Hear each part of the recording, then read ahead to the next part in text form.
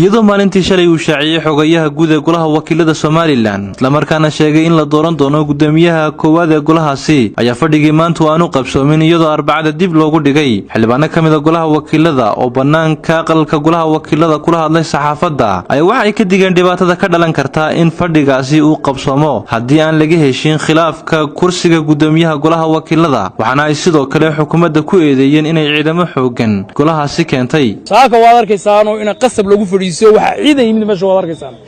ciidanku de qasab kuma fadhiisin karo qasabna xildhibaanada 28 xildhibaan ugu ma noqon karo gudoomiye baashi waxaan sameeynay guddi baan sameeynay guddiga la sameeyay waxa la yiri war khilaaf waligeed buu dhici jiray dhaqan baanu lahayn reer Soomaaliland inaan khilaafku markasta la dhamaysto waliba xaqooday ka timid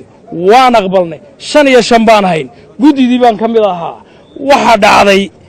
inay soo joogsan waayeen nimankii oo aad arkaysid yaani qarankii hay'adii sharciga ahayd xaalkooda halkay marinayaan waxaan leenahay golaha anagu kulay toona heshiinayna dibna naga dhacmayso golaha nooga soo baxaan maalayna ciidamadu doorashadiina 9 iyo 30 waxaanu ku dooranay ninka Cabdiraxmaan Maxamed Taliyan la yiraahdo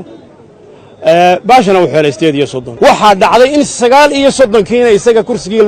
la yiri ku fariiso 8 iyo 30 kiina la yiri idinka helay xaq iyo baadil waligood heshiin maayaan waxaan saaka lagu dhawaaqay waa kooram baa la furay waa 4 iyo 20 quraan baa la akhriyay inuu furmo ma aha 42 buu ku furmaa arinta xunad gafka dambe ka dhacayaana waa kaas weeye waa boob iska cad iyo xoog socon mayso askarta sharaf bay mudan yihiin amniga ummaday ka hayaan goraa la iskuma dilo hadduu ka Ingiriiska yahay hadduu ka mid walba waa la isku qabtaa arinta gacmo taag baa dhacdhaca hadal kulul baa dhaca askarta waxaanu leenahay iyo ka xukumayaba ee soo diraya distoorku ma jidaynayo inay gudaha soo galaan askartu baarlamaan ballansanaa saaka inuu yimaado ma jirin baasha fariintooda u diray isaga ka ahayn chairman meesha ka ahayn u diray inuu hal yimaado annagu waxaan u nimi golaha hadii la wada hadlayo wax lagu wada hadlo lagu heshiiyana hal yimaado hal furo watasan diyaar u ahayn hadii kalena de golo furmaya ma ahayn waan furmi waayay